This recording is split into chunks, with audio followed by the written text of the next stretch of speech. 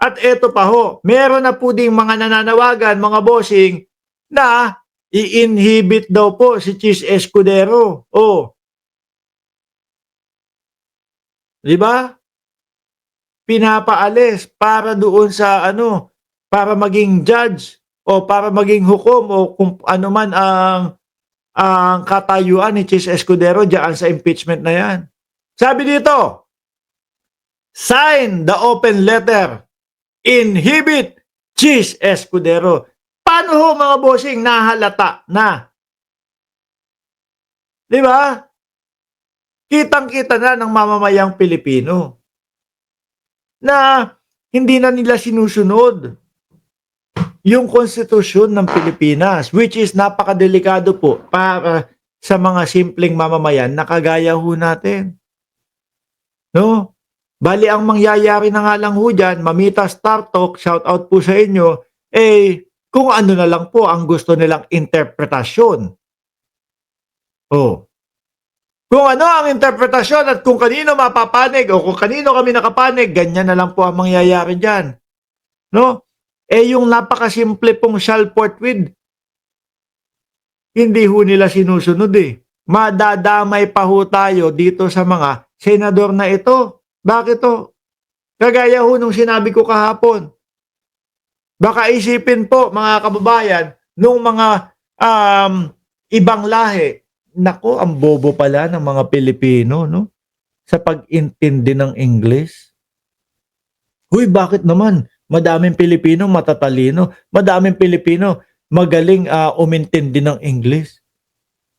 Kasi tingnan mo, yung mga senador nila, ang nakasaad doon sa konstitusyon ng Pilipinas, shall forthwith. Agad-agad. Pero kabaliktaran yung ginagawa. Ibig sabihin, hindi naiintindihan. Di ba? Siyempre, mga kababayan, ano iisipin niya mga yan? Kung yung mga senador na yan, hindi marunong umintindi, paano pa yung mga simpleng Pilipino? Hindi din marunong mga umintindi yan. Ayun, nadamay tayo. Di po ba? Lalong bababa ang tingin sa atin ng ibang mga lahi. Ano sabi dito ng mga estudyante? Student leader kay SP Escudero inhibit from impeachment court. Magpapadala umano ng open letter ang mga student leader mula sa buong bansa upang manawagan ng pag-inhibit ni Senate President Francis Chis Escudero mula sa impeachment court. At isa ho mga kababayan na nakikita kung bakit ito pong impeachment ni Inday Sara Duterte ay pinapayagan yung mga delaying tactics kasi nakikita ko kailangan ni Chis Escudero. No? Kailangan ni Chis Escudero yung Duterte Black po para siya ay manatili doon sa kanyang posisyon bilang Senate President. Syempre, kailangan mo na madaming boto dyan. Kailangan mo din na mapakinggan. Di ba? Kailangan mo din mapagbigyan yung mga boboto sa iyo. Nasarapan na po si Chis Escudero, mga bossing, sa pagkakaupo bilang Senate President. Paano yan? Kaya, siyempre, para ako ay manatili sa aking pagiging Senate President, sundin ko na sundin yung Duterte Black. Kahit na yun pong konstitusyon ng Pilipinas ay nababaliwala na. Diba? Nasasakripisyo na po yung konstitusyon ng Pilipinas. At ang sinusunod na lang po, sila na lang po.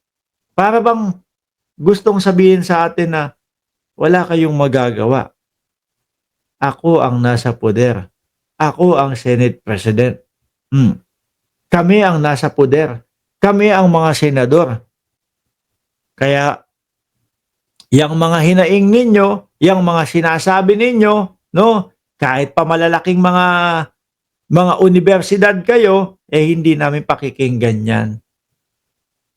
Dahil po yung sinasabi ng mga universidad ho, mga bossing, pag-ano lang po yun, pag-i-explain kung ano ang nakasaad po mismo doon sa konstitusyon ng Pilipinas. Di ba? Kahit ipaliwanag nyo ng ipaliwanag sa amin, yang mga nakasulat diyan sa konstitusyon, wala kayo, hindi namin kayo pakikinggan. Sinagot po ba nila? Hindi. Wala. Hindi ho sasagot yung mga yan, mga boss doon. Kasi ho, ay madidiin sa kanila yung shall forthwith. Di ba? Oh.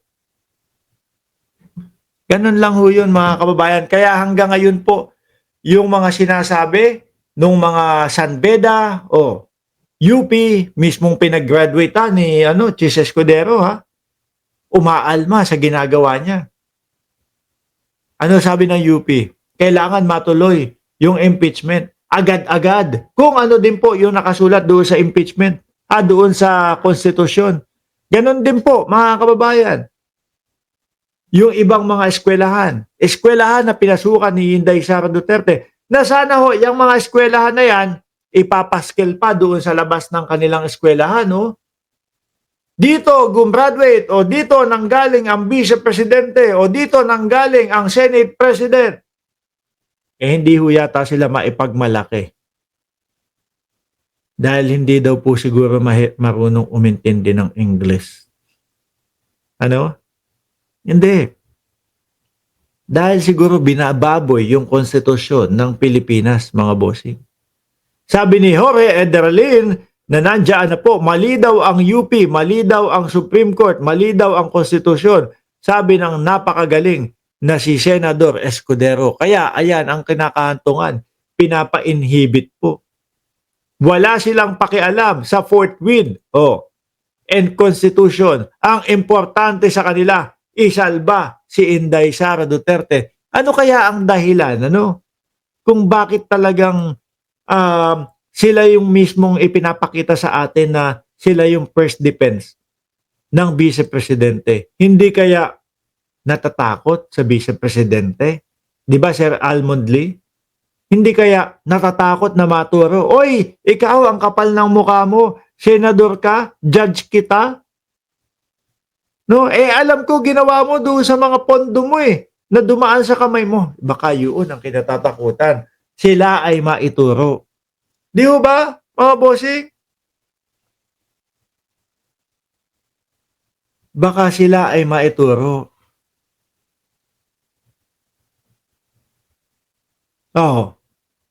Ngayon ho, mga kababayan, dahil mukhang hindi kinakaya din ng Senado, hindi kinakaya ng